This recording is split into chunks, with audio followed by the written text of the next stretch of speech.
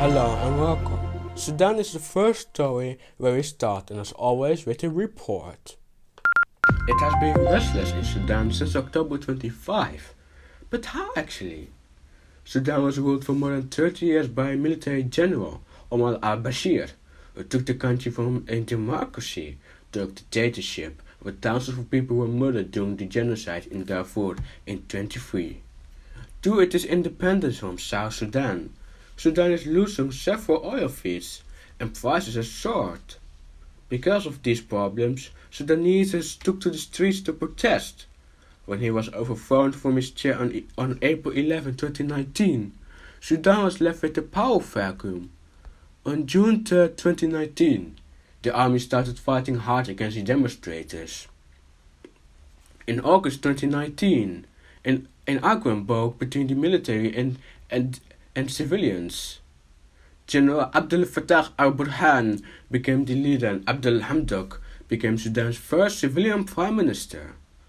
The temporary transitional government was formed, but there was still much fighting and corruption was a major factor. If we fast forward, it became very restless on October 25, 2021. The leaders and general of Sudan, Abdel Fattah al-Burhan, has to relinquish his power, but staged a coup. Sudan's first civilian prime minister was placed under house arrest, and other cabinet members were arrested. Last Sunday, November 21, an agreement has been made between the army and civilians. Sudanese prime minister was released and retained as prime minister. But many Sudanese accuse Hamdok of being the general's puppet. They also reject this deal. Anyway, since April 11, 2019, it has been chaos in Sudan and peace will not return for the time being. Only if the civilian government puts its people above its own interests, things can change. Abdelkrim Dallo News.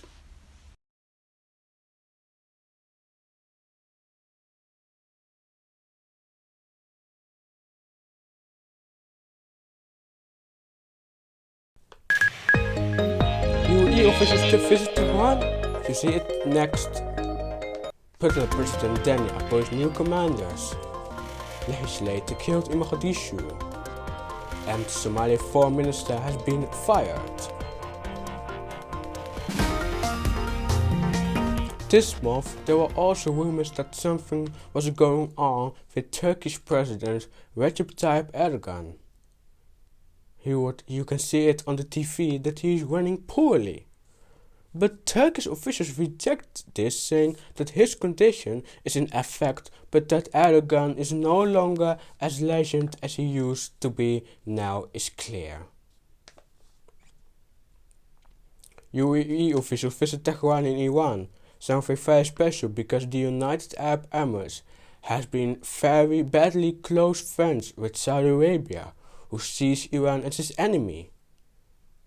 But now that Abu Dhabi and Tehran want to have some diplomatic ties, is very special, and the question is also what Riyadh is going to do. Saudi Arabia opens embassy in Mogadishu, Somalia? You can see it next. UAE Crown Prince Mohammed bin Zayed visits Turkey for the first time in a decade. Turkey has released Israeli spies. And chaos in the Rotterdam in Netherlands. The Somali elections, something that Dallo has about this topic since July 2020. The question is, and how will the 2021-2022 elections be held? These elections will indirectly be something that opposition leaders under Hassan Sheikh Mahmoud Sheikh wanted. According to the UNISOM, the 2025-2026 elections won't be democratic, but still we don't know when elections will be held. Also, we see that almost all Somali leaders, including President Mohamed Abdullahi Mohamed Farmajo, has given up, and clan divisions play a big role in this problem. Saudi Arabia opens an embassy in Somalia for the first time in 30 years.